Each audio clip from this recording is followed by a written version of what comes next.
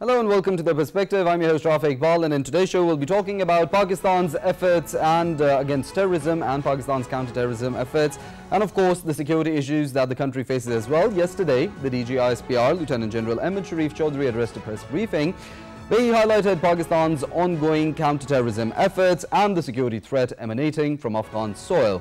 Of course, the Foreign Office spokesperson Mumtaz Zahra Baloch emphasized that Pakistan and Afghanistan should work together to resolve the issue of cross-border terrorism. Prime Minister Shahryar Sharif, he also talked about the security threat and declared TTP's activities against Pakistan as a red line and unacceptable. He also asserted Pakistan's willingness for dialogue, but emphasized talks cannot coexist with the TTP's activities. However, on the night of 27th and 28th of December, Pakistan security forces thwarted the attempt of 20 to 25 terrorists attempting to cross into Pakistan from Kuram and North Waziristan using the AfganTaliban border posts. Upon failure, they resorted to unprovoked heavy weapon firing on Pakistani border posts. But despite repeated calls by Pakistan upon the Afghan interim authorities to take action against the militants using Afghanistan soil to, of course, propagate terrorism in the region, and no sincere effort as of yet has been seen and has been taken by the Afghan regime to curb this threat that is not only endangering Pakistan but the region at large. We'll be deliberating on all the different aspects of this security threat and Pakistan's counter-terrorism efforts. In the studios, we've been joined by Mr. Shahryar Khan, who is a security analyst. Along with that, on Skype, we have been joined by Air Vice Marshal retired Ijaz Malik, who is a senior analyst. And on phone line, we have been joined by Salman Javed, who is the DG of Pakistan Afghan Youth Forum. I'd like to thank you all for your time and being part of the conversation.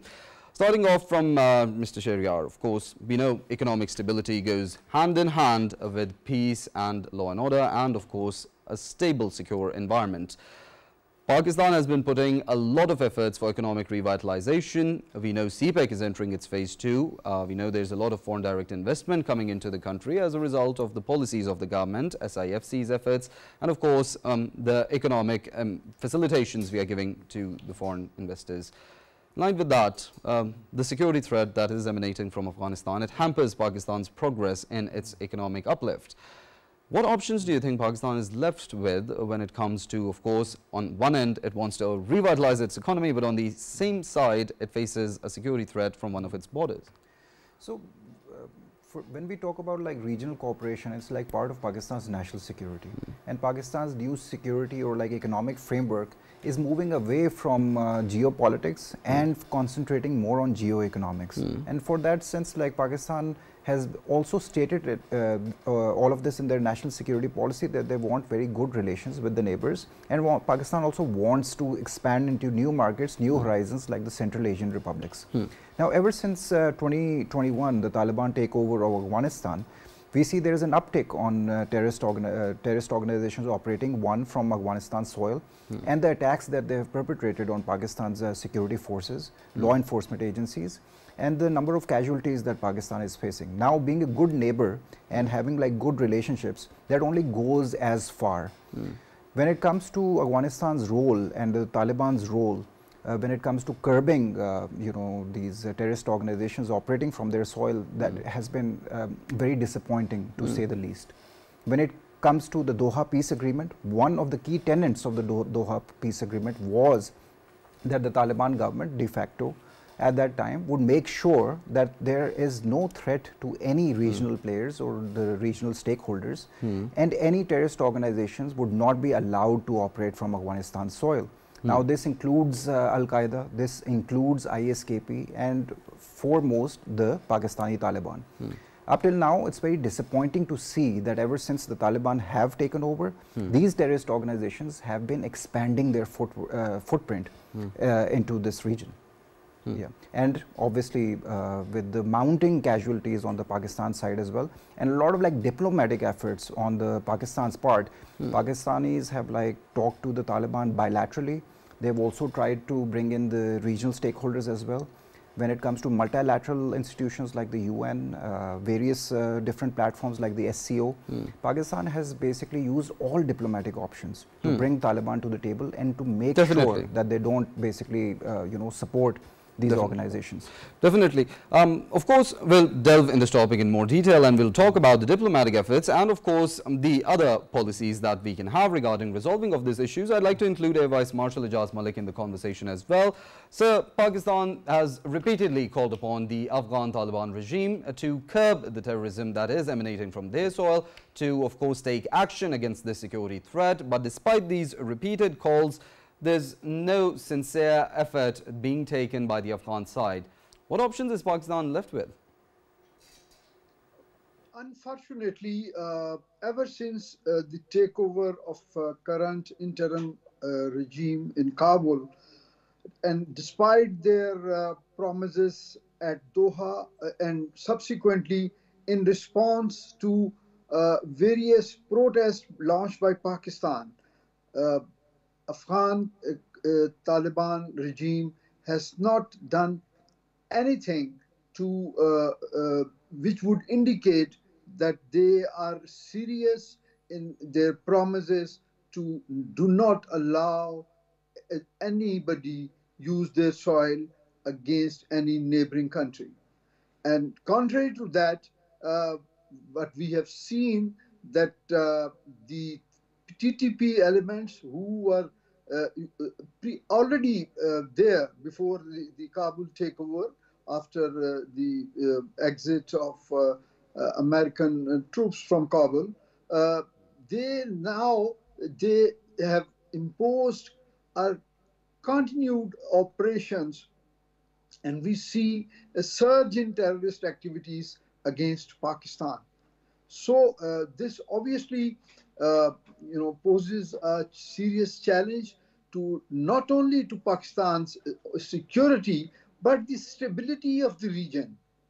And Pakistan, the options which are available to Pakistan, of course, while Pakistan retain its legitimate right of kinetic application of force against those militants, hideouts, beyond the international border with Afghanistan. And secondly, Pakistan has tried on all diplomatic fora and even bilaterally. And I think we need to exert more on the cooperation among the regional players. There is a built-in arrangement in SEO for the regional security cooperation. We should activate that, because it's not only Pakistan, although Pakistan is at the forefront as far as being the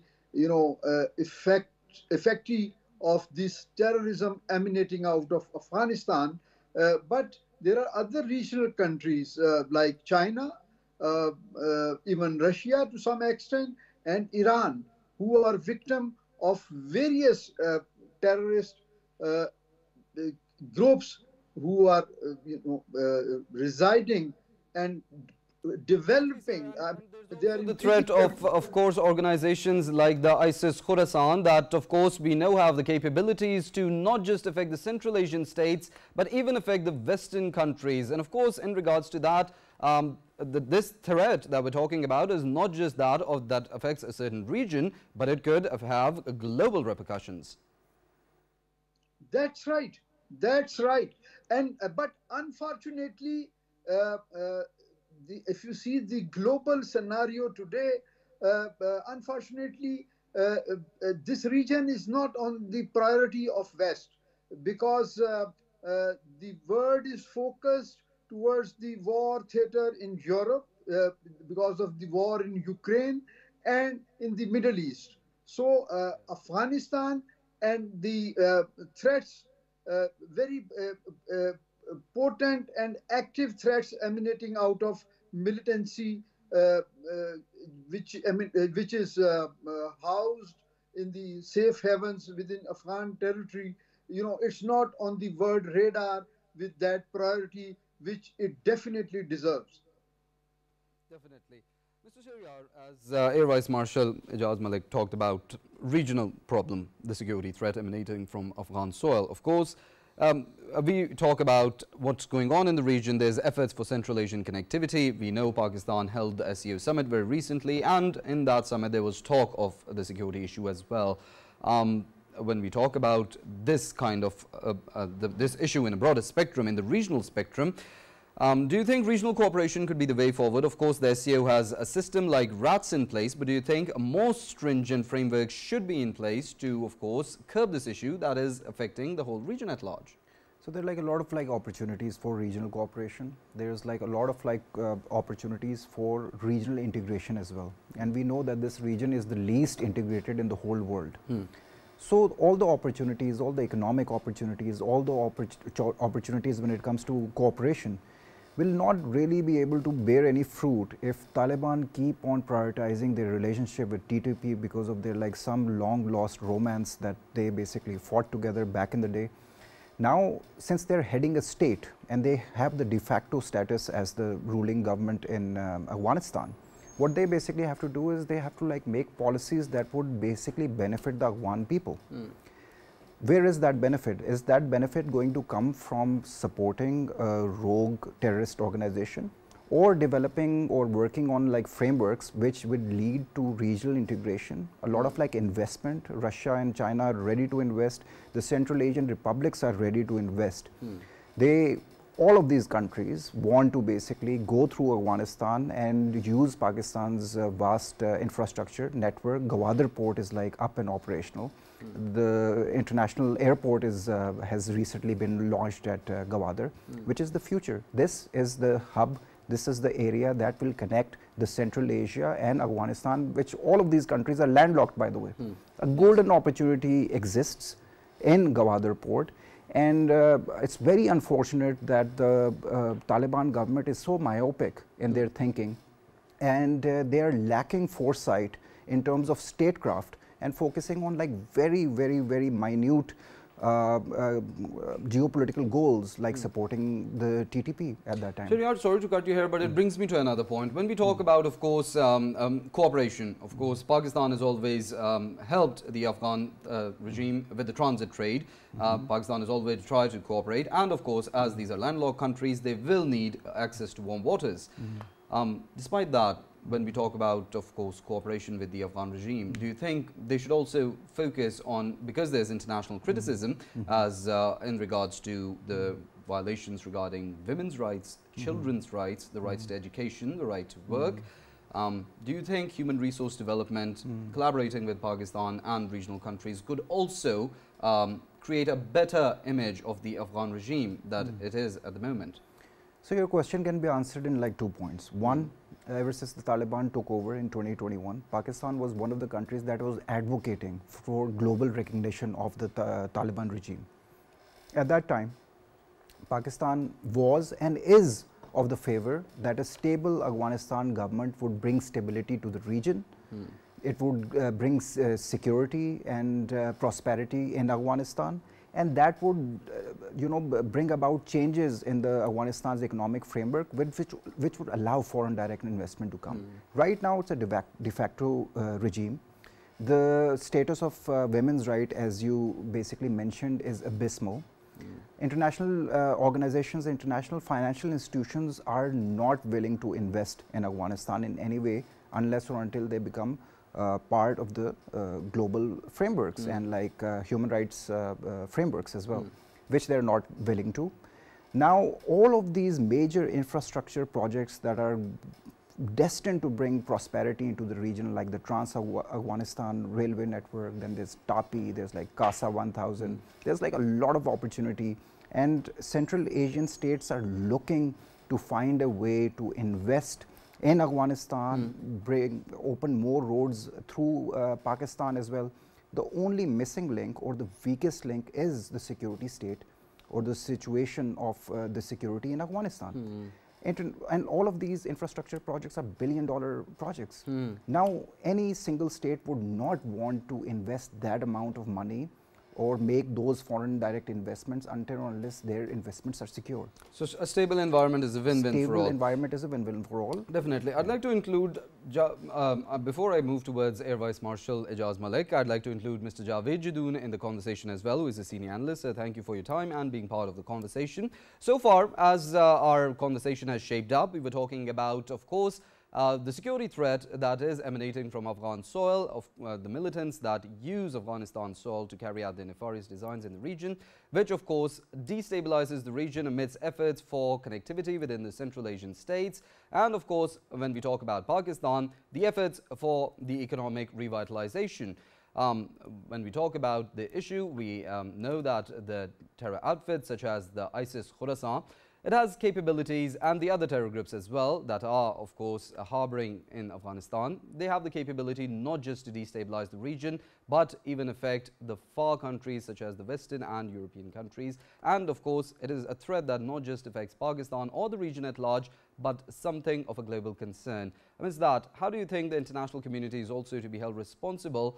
We know the Doha Accord had been signed by the Taliban regime, but of course, those commitments are not being upheld. Thank you very much.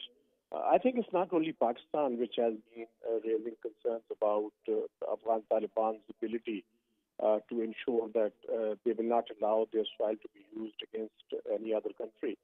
As you pointed out, that it is also their obligation under the Doha Agreement, and of course under several international conventions as well, that Afghan soil is not to be used for terrorist activities. They shouldn't harbor the terrorists on their soil and mustn't provide safe havens as well. Because when we say that they are the de facto government, that doesn't mean they are absolved from fulfilling their responsibility to ensure that Afghanistan is not a safe haven. You look at several international reports coming from the United Nations and in number of American think tanks as well, that there are multiple dangers which are taking place in Afghanistan. It's not only Pakistan which feels threatened. I think the entire region, including Iran, Central Asian republics, and China, they have got very serious concerns about the Taliban's ability to ensure that they have a very effective government and they can control their territory and their borders are secure, because ensuring the borders is the responsibility of the Kabul regime. As far as Pakistan is concerned, Pakistan has been raising these concerns with the Kabul regime, and of course we understand that the two countries enjoyed brotherly relations. There are divided tribes who live on both parts of the Durand line, and of course Pakistan does understand that Afghanistan is going through some very difficult times. Their assets are frozen, their foreign exchange is frozen as well. Recognition is a huge problem for the Kabul regime.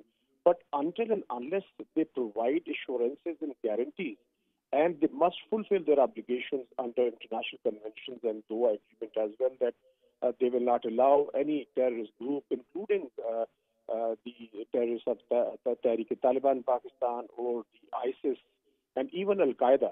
These are three major threats which emanate from Afghanistan.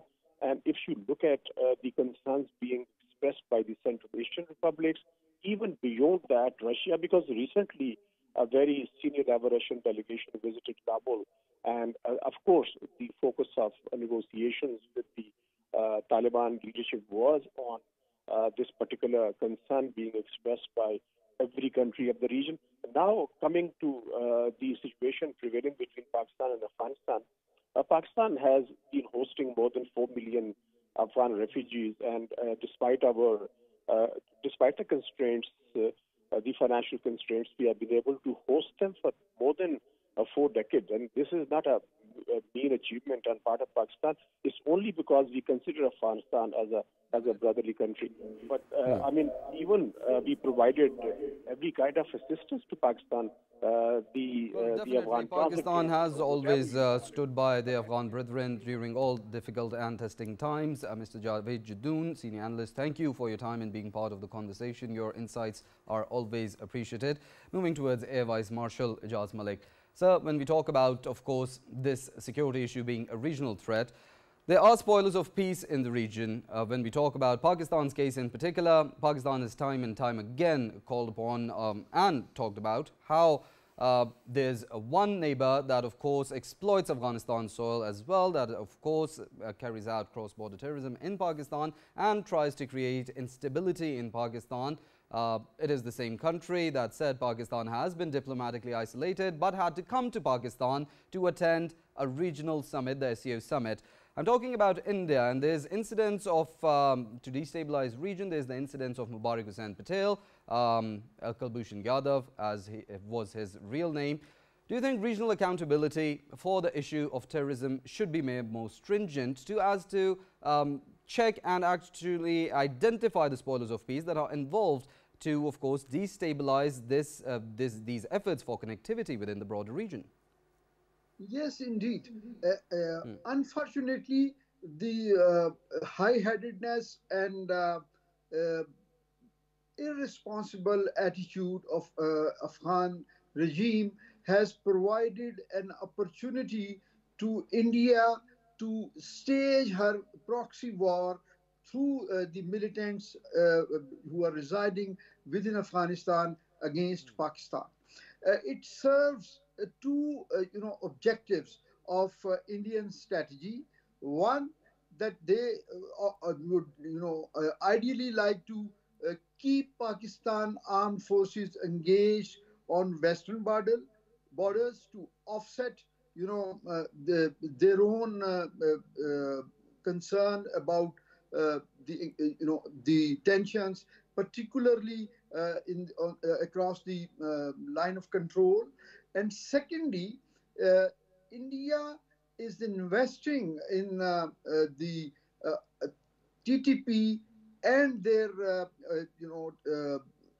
planted parts or their planted tentacles within Pakistan territory to target the areas which are directly concerned with the development of CPEC.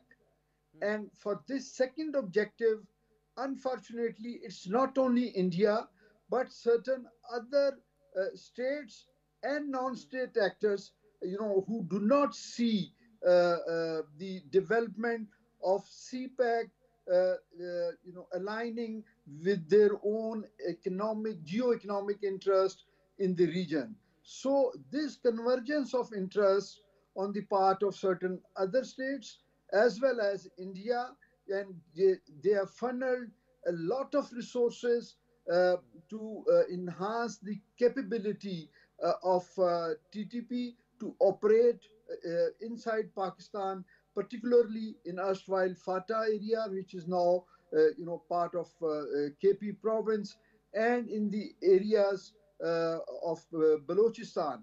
And in Balochistan particularly, they are also using the fraction, I would say, because this BLA is a very nominal fraction in Balochistan, but with this international support and media management and perception management, they give it a narrative of being a separatist movement. So this gives them, a kind of lifeline through funds and support of Indian regime. Well, definitely. And do you think there should be an accountability mechanism in place within the region? We know there's organizations like the SCO, there's other regional organizations as well. Do you think an accountability mechanism should be in place to identify the spoilers of peace? Ideally, yes. But what has happened is that we do not see a fair play in this region because American policy of China containment, it gives a wonderful opportunity to India to manage this region and manage the geopolitics of this region to their own advantage without any interference or accountability from anybody out of the major global players. Definitely. And Air Vice Marshal, do you think when we talk about cooperation and collaboration on the security front, do you think intelligence and technology sharing within, of course, all the stakeholders involved could be an effective way to mitigate this threat? Yes, both the intelligence gathered through human intelligence, which is very effective in the terrain and environment of the region, and also through integration of technology, and it would serve to further the interest of regional stability, not Pakistan alone. So this kind of a security arrangement wherein we share intelligence and we cooperate with each other, I think it is a very doable thing. As I mentioned in my earlier comments, that we should use SEO for this particular purpose. And but obviously there would be a resistance, or if not resistance, apparently at least India would abstain for any such cooperation. Definitely. Mr. Shahryar, what's your comments on how the conversation has shaped up so far, and of course intelligence and tech sharing in the broader region with all the stakeholders involved? Of course, this issue is not one that just affects one country, but one issue that affects the development of all the countries in the region. How do you think this issue can be curbed? Of course, we talked about the RAD system. Of course, we talked about human resource development for the Afghan people. We talked about giving opportunities for economic uplift of the Afghan people. And of course, these are all the things that the Afghan Taliban knows as well. They can have the uplift of their people. But despite that, we see that there's no action being taken. Do you think, of course, this regional concerted effort could be a way forward with intelligence and tech sharing, or other recommendations do you have in mind? So, Rafae, I have a very different opinion on regional cooperation when it comes to the security dynamics emerging from Afghanistan. I think like a regional framework when it comes to curbing the security threats from Afghanistan is missing. So that is like on part of Pakistan, that one, we have to like make our borders very secure. There are like no two opinions about it, but also to develop a regional consensus on how to basically deal with this security threat from Afghanistan. I say that because of like 2 or 3 reasons. One, generally now there's this understanding, and it might sound very harsh, that the international community basically feels that TTP is Pakistan's internal issue. So a lot of like regional countries, they basically say that they shouldn't get involved into this spat between Afghanistan and Pakistan. When it comes to ISKP, again, another very potent terrorist organizations operating from Afghanistan soil, there's like international consensus that they need to counter, or they need to have like some sort of like operations to curb the influence of ISKP. ISKP also basically launched these operations or like terrorist attacks in Iran and also in Moscow as well, very recently using Tajik nationals. It already goes to show that this is a regional problem, that these terrorist organizations now are increasing their influence and going beyond the borders of Afghanistan, conducting terrorist activities within Pakistan, Tajikistan, Uzbekistan, and like Iran as well. So it is a regional problem. When it comes to Al-Qaeda, there are multiple UN reports that I can reference here in this program today, which go on to say over and over again that Al-Qaeda is supporting the TTP, they are the brains behind the whole setup, and they are also providing them with monetary support and financial support as well. The UN is on record when it like says this multiple times. Now, we can already see that this is a regional problem. So why have we not been able to get the region on board? The Chinese investments in Pakistan have been attacked by TTP terrorists, and they basically take the ownership out of this like imaginary organization called the TJP, because they don't want to basically show that they're attacking Chinese interests in Pakistan, because then they would have an issue with the AfganTaliban. So they basically conduct attacks on Chinese interests under a different name. The BLA terrorists, they're attacking Chinese nationals and Chinese investments in Balochistan, and we know half of them are taking sanctuary in Afghanistan, the other half are somewhere in Iran. So this is already a very regional problem.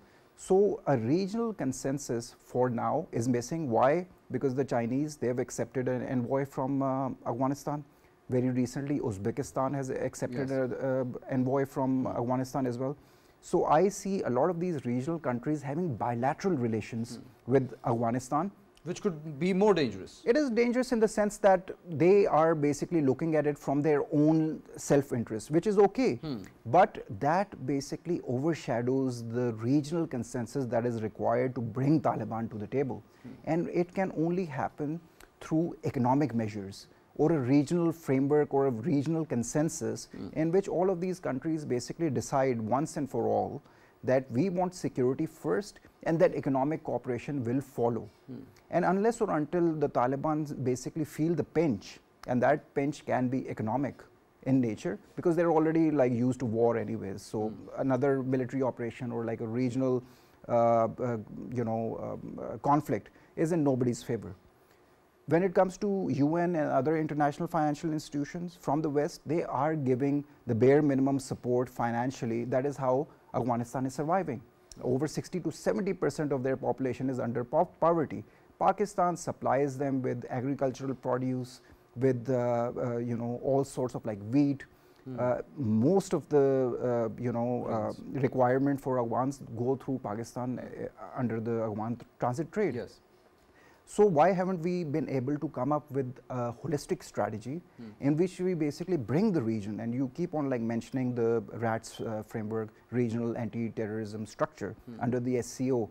I think a consensus is missing, and it's about time that Pakistan brings at least all the regional players on board. And another point that I want to raise is this like historic policy of good Taliban, bad Taliban that Pakistan was basically accused of by our international partners. Now Pakistan is like one country in the region that is basically fighting all terrorist organizations, Al-Qaeda, TTP, BLA, ISKP, and the international community. Pakistan is the wall that is holding them back. Yeah, and the international community is picking and choosing. Okay, TTP is not our issue. We'll only focus on ISKP. So who's doing the good terrorist, bad terrorist now? So now Pakistan is the country that needs to bring its case to the international community and tell the international community that Pakistan is the only bulwark that is stopping these terrorist organizations from expanding more into the region. Are they like waiting for other terrorist incidents to happen in the EU or the European region or other countries, God forbid? So Pakistan needs support. Other than that, Pakistan also needs to come up with a consensus, at least from the regional players first, and then to get the international community on board and to like decisively handle the situation once and for all. Definitely. I'd like a comment from Air Vice Marshal Ijaz Malik. Of course, sir, as we talk about, of course, the security situation, we know there's a lot of criticism on the Afghan side by the international partners, as they were party to the Doha Accord as well, regarding the commitments that they made and they aren't upholding now. Of course, there's a lot of criticism on the governance faction as well. As we discussed earlier, there's violations of human rights, women's rights, children's rights. But despite that, of course, when we talk about the security situation, do you think when Afghanistan side does not take action against the security threat that is emanating from their soil, it hurts their image as well, their governance, and of course draws more criticism on their governance by the international partners? Yes, this is a stark reality. This high-headedness of Afghan government, it's not only affecting the regional stability, this actually is anti the people of Afghanistan.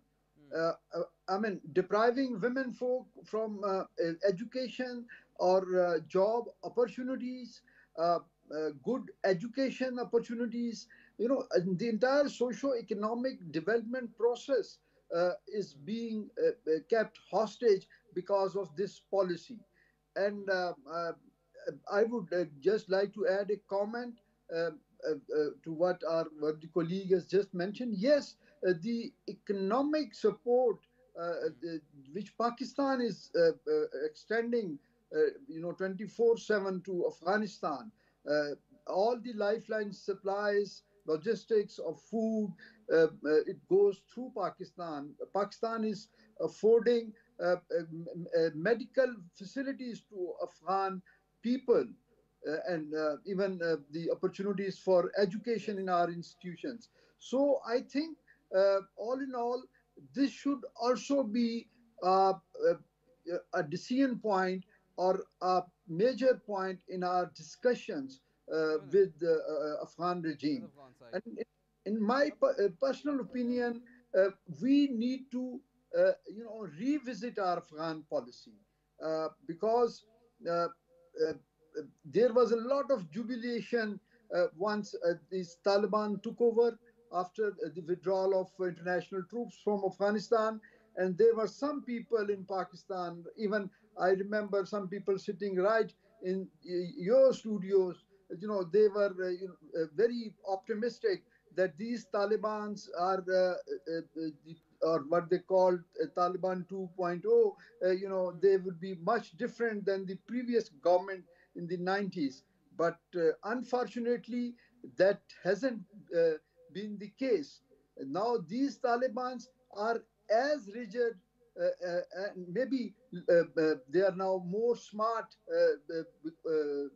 to manage their coercive Marshall, if they were policy. that smart, they would actually put an effort for the uplift of their people, considering all the opportunities that they have around us. No, Like, sorry, once I say smart, I mean they are using actually the terrorism as a means to yeah, coerce their neighbors and to coerce a nation like Pakistan, which has been hosting the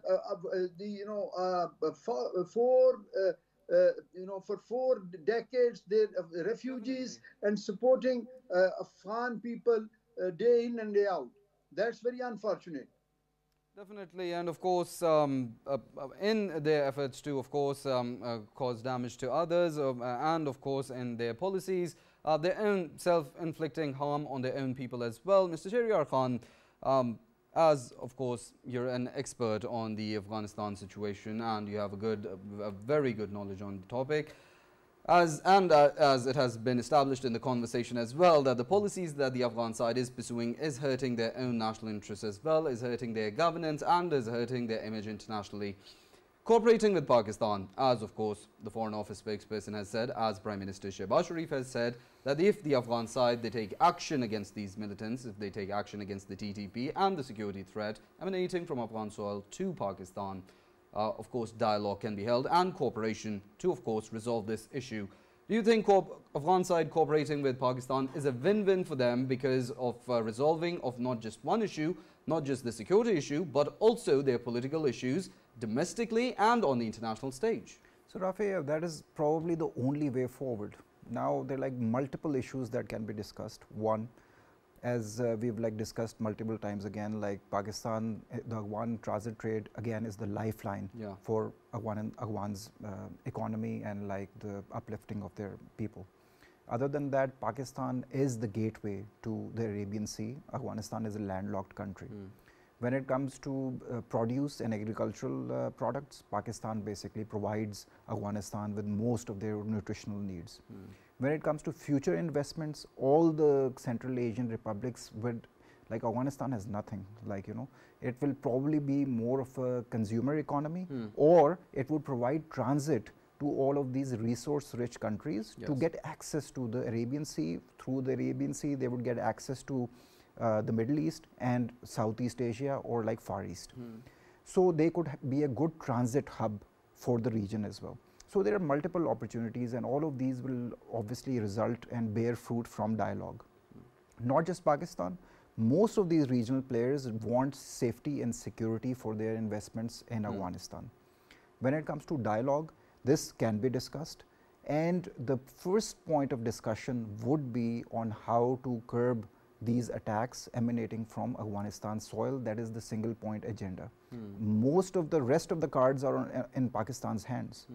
When it comes to discussions and dialogue, we want to like see that the Afghan government, the current de facto Afghan regime, is serious in curbing this situation. Right now, they're already denying the problem.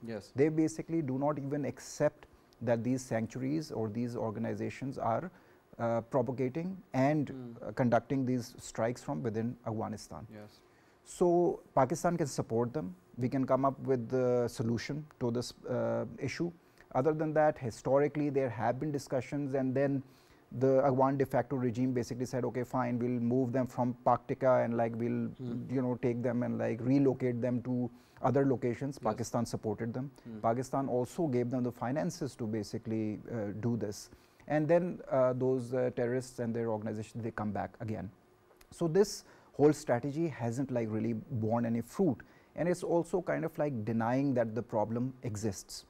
Other than that, the regional countries that are willing to invest in Pakistan, they are willing to invest in Afghanistan as well. Their workers and their investments are being attacked by these terrorist organizations again. So does that give a very good signal to the Chinese investors, to the Central Asian investors as well? So all of these discussions need to happen, and again, terrorism cannot be used as a tool to bring economic prosperity to any country. A lot of these countries, I can like tell you, I sit on various forums, we do a lot of like round table discussions. Uzbekistan, for example, is very afraid that we don't want, you know, ETIM to like launch their operations into our country. The Chinese are basically insecure about the Uyghur like militants that are like there. So all of these countries have their security dynamics as their first priority, and that's why they are bilaterally, you know, negotiating with Taliban on that.